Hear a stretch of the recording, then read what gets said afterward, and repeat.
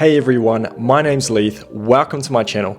Today we're gonna go through how to triple your pull-ups in 2 weeks. I've had multiple clients who I've used this method with, and it is just fantastic all around. They get results in not just pull-ups but other exercises as well. It can even work in advanced calisthenics movements. We're gonna get started straight away. So today we're gonna go through firstly what the method is, what it works for, how to use this method specifically for you, and the mistakes to avoid moving forward. So firstly, what is the method? Well, the method is called greasing the groove and is defined by basically doing 50% of your maximum reps of a skill every 1 to 2 hours every single day. For example, if you can only do 4 pull-ups, then you're gonna do a maximum of 2 pull-ups every 1 to 2 hours every single day. The reason why this works is you're not putting your body into total fatigue. Actually, you're doing the opposite. You don't want to be reaching any level of fatigue, but stimulating your muscle memory pathways and greater muscle activation over time. This allows you to so-called trick your body into activating more muscle fibers more quickly, and therefore increasing your reps in certain exercises. You can start stacking up huge quantities of pull-ups every single day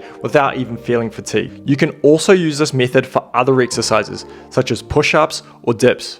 Of course, this 50% is also a maximum. So if you feel like doing 50% of your max is actually too much, then actually reduce it at least by a rep. For advanced calisthenics movements like front lever or planche, you can apply this method to the earlier variations, such as a tuck front lever or a tuck planche. I wouldn't recommend training this way for the more advanced movements because the strain on the tendons and ligaments are just too great. The number one thing is to focus on an exercise that you really want to improve, and don't put this exercise in your main workout. Only focus on one exercise at a time. I suggest taking at least 1 day off every 1 to 2 weeks to give your body time to rest and heal.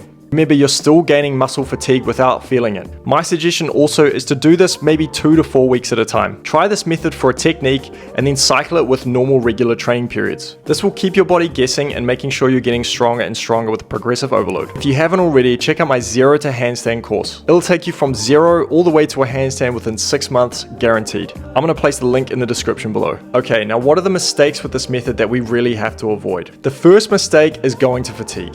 It's really easy with this method to push yourself further than you need to. You actually want to be feeling as minimal effort as possible when you're doing this, and you're doing each exercise with as clean form as possible. Remember, greasing the groove is not about going to intensity. It's about slowly but quickly building muscular adaptations. If you fatigue your muscles too greatly, you're gonna get injured.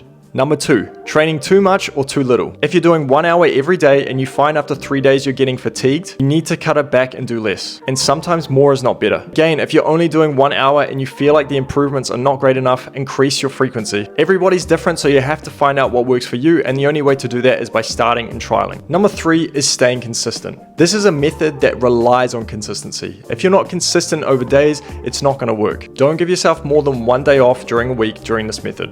Number 4, make sure your form is on point. We want to be doing as clean reps as possible so we can achieve the movement as good as possible. It's also going to prevent us getting injured. And while the quantity is low, we can focus on form as best we can. And last but not least, number 5 is doing a little warm up. Maybe this isn't needed during the day, but when you wake up in the morning, you need to do a little warm up. Do some shoulder rotations and make sure you're hanging on the bar for at least 30 seconds before doing your pull-ups. If you feel any pain or niggles, maybe it's a day where you reassess and take off. Guys, this is the greasing the groove strategy that worked for me and so many other clients. If you like this video, please give me a thumbs up and subscribe. Thank you so much for watching this video today, and let me know how you go with your Greasing the Groove project. Peace.